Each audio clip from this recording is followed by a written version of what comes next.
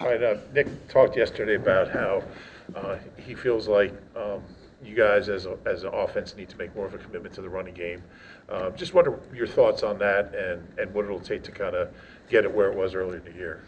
Yeah, I mean, it always starts with being able to run the ball efficiently and effectively. We got to continue to do a better job at that. And part of it, too, is just, finding that balance of patience, you know what I'm saying, of just being able to continue to hammer attempts and try to get the guys in a good rhythm and a good flow. How tough is it to be that disciplined?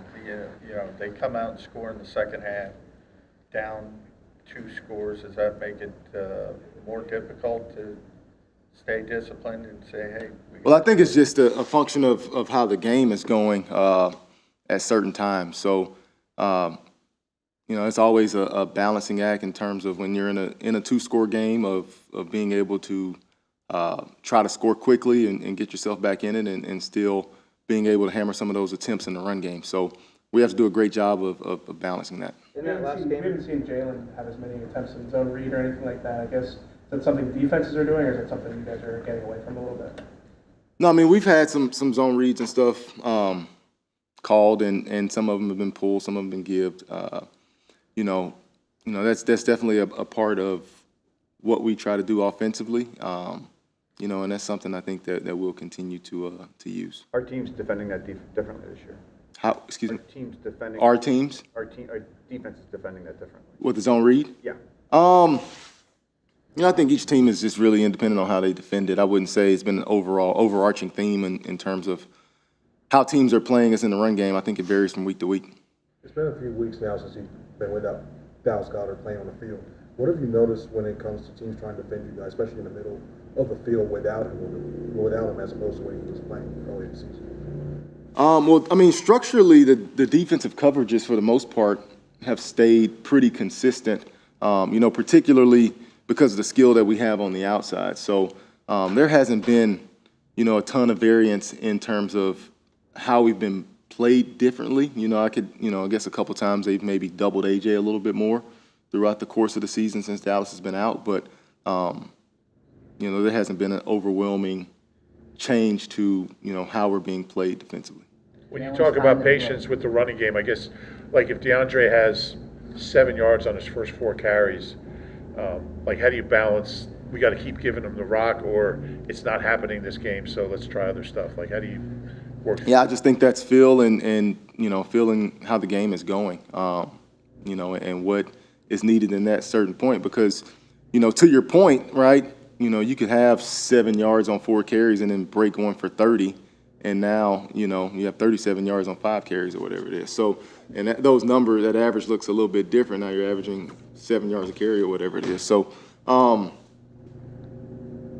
we have to just continue to pound at it until, one of those explosives pop. And I think, for us, that's something that we have to be really committed to. Jalen's time to throw stood out. I think it was 3.72 seconds. Was he holding the ball longer than you would like? Was he holding it appropriate amount? How would you assess that? I would assess it that our offensive line did a fantastic job in pass protection all evening. Against an excellent front. I can't give Lane Johnson enough credit to how he performed in that game on Sunday night, blocking one of the best players in the league in Nick Bosa. And it was, it was really a sight to see when you go back and watch that film in terms of how those guys protected all night long. They did an excellent job. On the second sack that Jalen took, you guys max protect. You got 2 guys in a route versus basically 7. What's the teaching point there for Jalen when you have a play that's clearly going to be dead? And did you need to have someone released to give him some sort of check down or something like that? No, that was what ended up happening on that play is as we actioned across, the back kind of got picked and wasn't able to get out in his flare control. But that was, a play that we've run quite a bit in terms of just throwing that deep stop route to Devontae.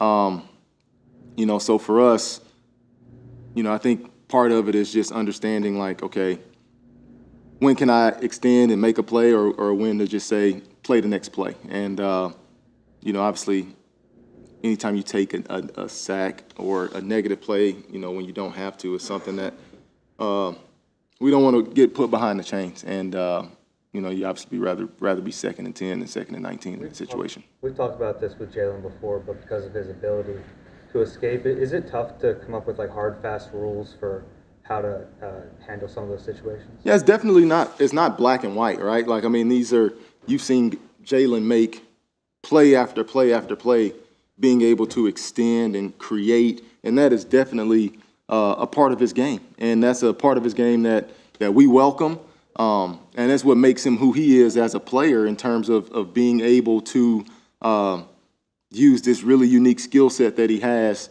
that very few people have, and create explosive plays for us offensively. So, I think there's always some grade to that, right? And it's our job to just continue to detail that out and coach it up. Going back to Zach's question, that ample amount of time to throw didn't necessarily lead to completions. What do you attribute that to?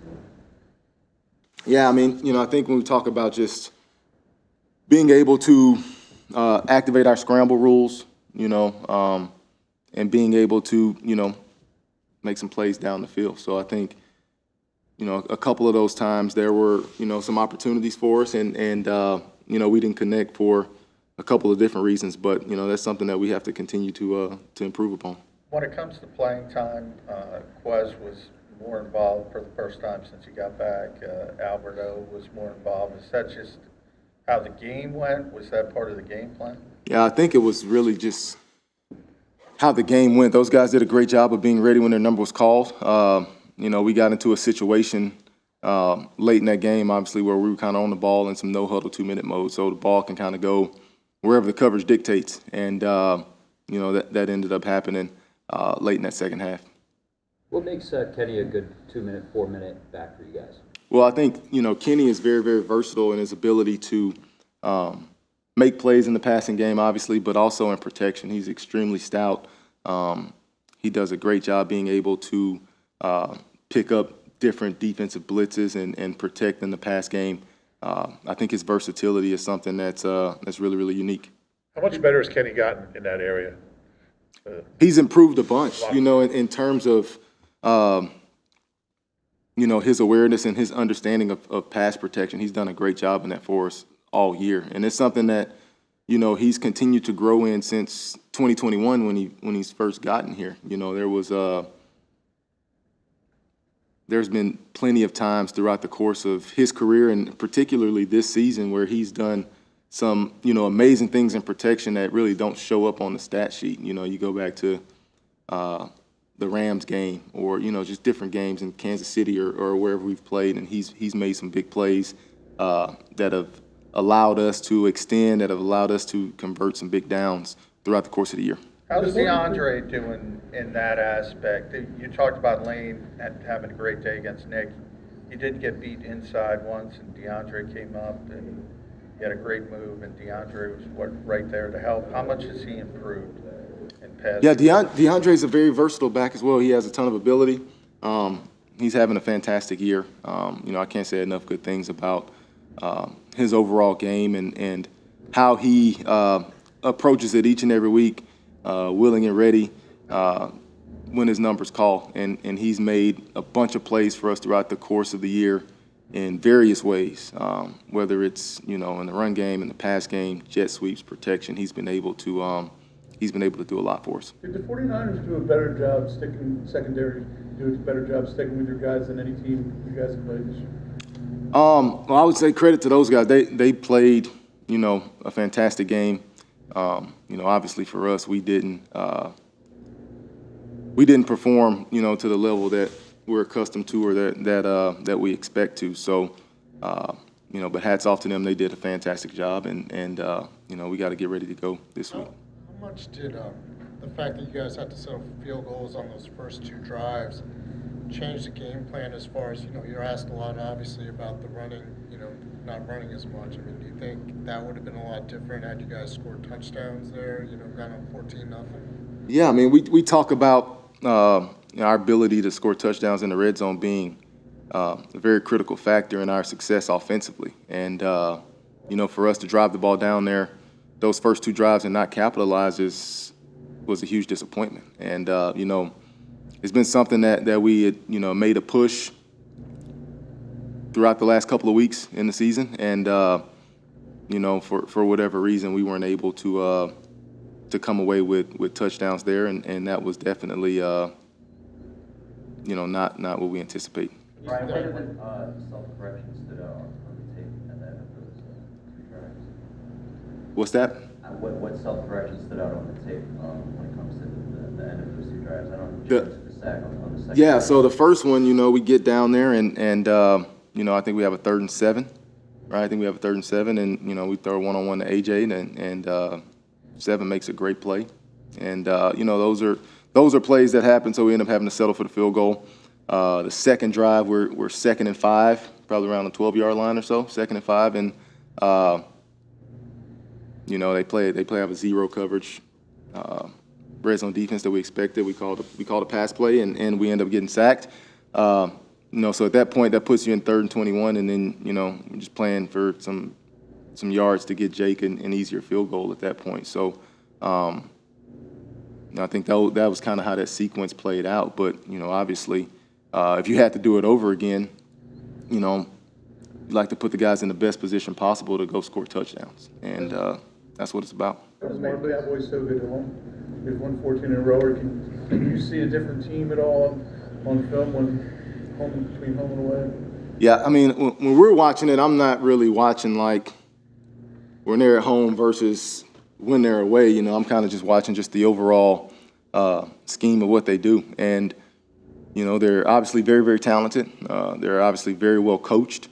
It's a big division game, and there's a lot at stake. So I expect both teams' best effort, and I know everybody's excited for a great contest on Sunday night. You mentioned activating the scramble drill.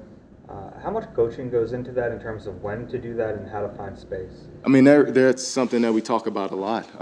If you watch football on Sunday, you see just so many plays that get created off of extension and secondary reaction. So, that stuff has to be detailed out, and I think the biggest thing you don't want is really just duplication, right? You want to try to create as much space for the quarterback and not have guys in the same spot of the field, and just being able to read and react and play off of each other and finding the necessary space to give the quarterback the most opportunity to make a play. A bit of an off-the-wall question, but you spent a lot of time working with Dak early in your coaching career. What role did he have in you developing as a coach? Yeah, well, I was very, very fortunate to be around Dak in college. I can say we're still extremely close. He's somebody that I have a ton of respect for. And, I think for me early in my coaching career, just not only him, but just being in that room with the guys that are still in that room, we still have a group chat to this day. And, those relationships that you build coaching, they last a lifetime. And, that's not just with my guys that I had at Mississippi State, but guys that I've coached throughout the course of my career. So you spend so much time together, you get a chance to know each other on a different level other than football. And I think that's what makes this game really, really special and important is the relationships that you build throughout it. You get a chance to cross paths with so many great people, whether they're players, whether they're coaches, people in the front office, people in the building. And those relationships are what make it special. Thanks, Mark. Thanks.